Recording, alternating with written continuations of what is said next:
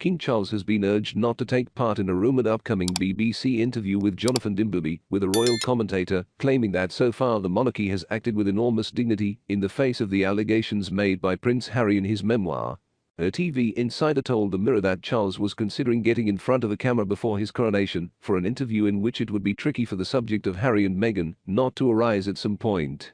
According to the insider, plans are already up and running for coronation coverage at the BBC, including the profile on the monarch, with veteran broadcaster Jonathan Dimbleby, 78, a long-term friend of Charles, tipped to host the chat. But speaking on GB News, commentator Angela Levin said it would be a very bad idea. She added, "He and the senior royals Camilla, William and Catherine have all behaved in the most enormous dignity. They've carried on, they've all been very busy, and if you do practical things you started forgetting all the nasty stuff. I think he should continue that. It's not our business to know the details of him and Harry. We can see for ourselves that it's disgusting what they're doing and that they have no right to be here." Both Kensington and Buckingham Palace have declined Express.co.uk's request for comment on the extraordinary revelations of Spare, the Duke of Sussex's memoir. Charles, 74, and Prince William, 40, and wife Kate, 41, have continuously maintained silence following a stream of sensational claims, including Harry's allegation of physical fights between him and brother William, a teary fallout between Meghan and Kate over bridesmaid dresses, and the prince's rocky relationship with Queen Consort Camilla, 75. While the king does have his more tender moments with Harry in the book, he is also frequently portrayed as emotionally distant, with perhaps the most shocking moment being when Harry was first born, at which Charles is claimed to have said, "Wonderful. Now you've given me an heir and a spare. My work is done."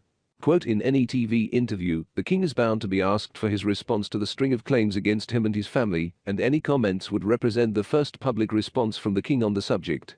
The TV insider added to the Mirror, "It is not the done thing to avoid subjects in interviews, so it makes matters tricky. Even one small comment on Harry and Meghan would make worldwide news. It could also prompt a response from Harry, which would be unpredictable, like so much. Everything is very delicate." ITV has also reportedly asked for an interview with the monarch, but they are said to have a low chance of securing one, given the interview they broadcast with Prince Harry earlier this month.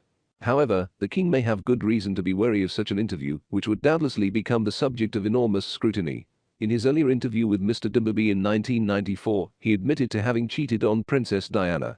When asked if he had been unfaithful to the princess, Charles responded he had been faithful until the marriage became irretrievably broken down, us both having tried.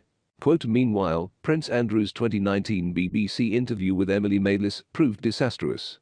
The Duke of York became the subject of widespread shock, derision and mockery when he insisted, among other things, that it was almost impossible for him to sweat following an overdose of adrenaline in the Falklands War, when I was shot at.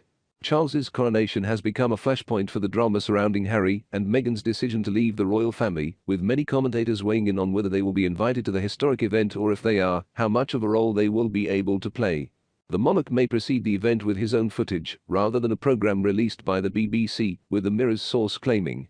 There remains an option for the family to simply produce a coronation speech or content they film and supply. It allows control over what is said and would not address the Sussexes.